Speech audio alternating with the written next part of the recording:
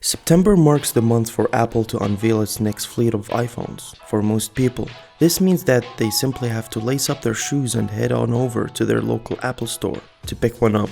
For Apple, it means that they have some days to ensure that millions of iPhones originating from China were ready for purchase at storefronts worldwide. If you think about it, it's a logistical exercise on the grandest of scales, especially considering that Apple routinely sells millions of new devices during launch week. So let's take a look at what Apple has to go through to ensure every one of us gets his share of the new iPhone each and every year.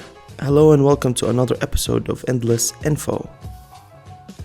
For shipping iPhones worldwide, Apple actually begins that process before they are unveiled to the public, moving large shipments of iPhones to distribution centers around the world. Naturally, these shipments are steadily monitored by security guards at all times, from truck depots, airports, customs, and storage warehouses until the product is finally unveiled. While shipping finished products across the globe is one thing, there's another aspect to the logistics machine that isn't often discussed, namely getting all the device's components together so that the assembly process can begin. Apple certainly does more than one thing. They do have a relatively small variety of products. This is a departure from how things looked in 1997 when Steve Jobs took over at Apple.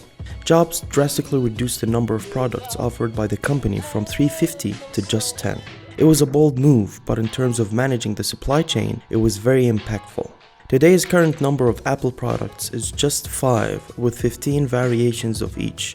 Those products share many common components, which further streamlines the supply chain. It's no surprise that a company known for innovative technology would embrace the use of technology in managing its supply chain. Apple does an outstanding job in this area. Through supply chain monitoring technology, Apple can divert products from assembly origin in China to wherever it is needed based on sales. This is a good example of the value that can be derived by utilizing available software to monitor the movement of cargo. Knowing where your inventory at all times allows for continuous adjustments based on need. There are some 200 suppliers providing some 97% of materials used in Apple's manufacturing process. When you consider Apple's size, this isn't particularly a large number.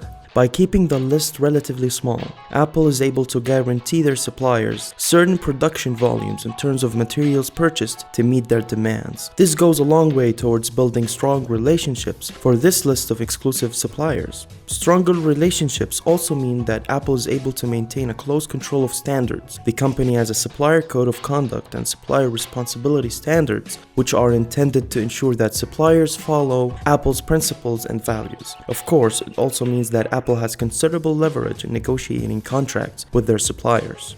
In 1997, when the iMac was released, just in time for the holidays, Steve Jobs cornered so much of the available air freight capacity that Compaq, a competitive rival, was unable to ship their own goods in time for holiday shopping. This tactic serves Apple so well that more than a year ago, a spokesman for the International Air Cargo Association said, "The new iPhone launch is going to be a massive boost to air cargo." This proved to be accurate when the iPhone 6 release took place in August 2014. Nearly all air capacity was booked for more than 2 weeks from China into the US.